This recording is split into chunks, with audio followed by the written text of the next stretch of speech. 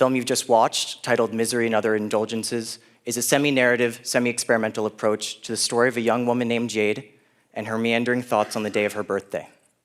At the forefront of her stories are her anxieties, which she battles both internally and externally. She battles them in the form of the masked figures you see on screen, as well as the surrealist hallucinations of her lover.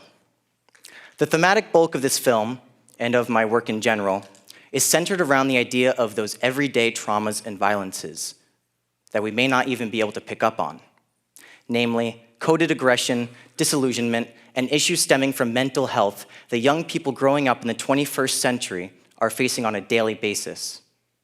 The trouble is that those topics are often left unaddressed. And when unaddressed, they are also self-perpetuating, which means that young people are being left in places of intensified loneliness and uncertainty. In short, these topics are difficult to talk about. So here lies the core of what I want to speak about today: how film, and experimental film in particular, can be used as an effective tool to address what is seldom discussed, but nevertheless must be discussed. I would also like to discuss my implication in doing so as a young artist, especially within our personal and artistic experience. So how do we use experimental film as a platform for what I perceive to be the unspoken condition of my generation?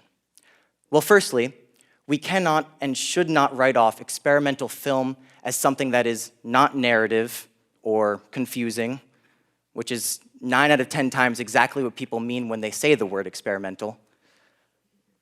But to represent something that is disjointed or fragmented, while it may have been unsettling or jarring for you to experience, is often perceived as just harder to figure out. But to do so would be to deny the benefits of what it actually is, on the account of it not being constructed by those classical narrative elements that you're so accustomed to viewing. But while you've grown up in those classic narrative structures, in all sorts of media, from commercials to film to even sitcoms, you are also being trained to recognize the bits and pieces of those narratives. So essentially, when you do see something that is discontinuous and might even reject basic concepts of time or space or the continuity between the two, your mind is actually working at an amplified rate to try to synthesize those elements into something you can comprehend. And so yes, that means that there's room for interpretation, which is a beautiful thing in itself, but most of all, it means to create something transcendent of the work. I know that sounds pretty philosophical in itself, but I suppose what I mean by that is that each and every one of you is creating a unique form of the work. In the parts of the film that I've withheld information or I've cut out the navigation between spaces and time periods, you are filling in those blanks for yourself and creating a new transcendent form. So it can exist in infinite forms, infinite ways, which is a pretty cool thing, I think. And that transcendence, I felt, was the only way that I could even begin to scratch the surface of why I felt so manic or so disillusioned at times, or why I felt like my friends were indulging in their misery to a very dangerous extent. Now, I would like to next discuss a little bit about my own role in the work. I understand that there is a question with this work, as any other, of how much is merely concocted and how much is derived from my own actual experiences. Do I have schizophrenia?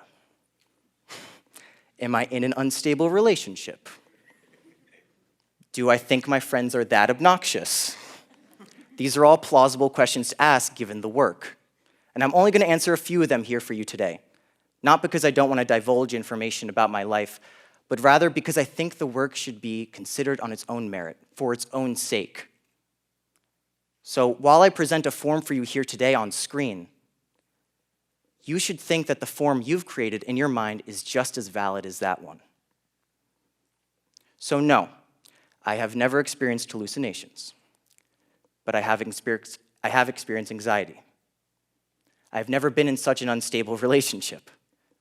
But the conversations that Jade's friends have in the beginning of the film are conversations that I have participated in and observed.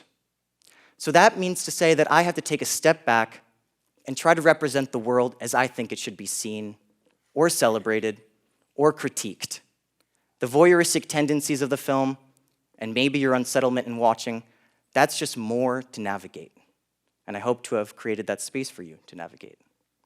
Film, for as long as it has reached a public audience, which when you think about it, isn't that long compared to other mediums, it's only been about a century, has always been labeled mere escapism, which denotes that you escape your life or you leave your life just for the sake of doing so.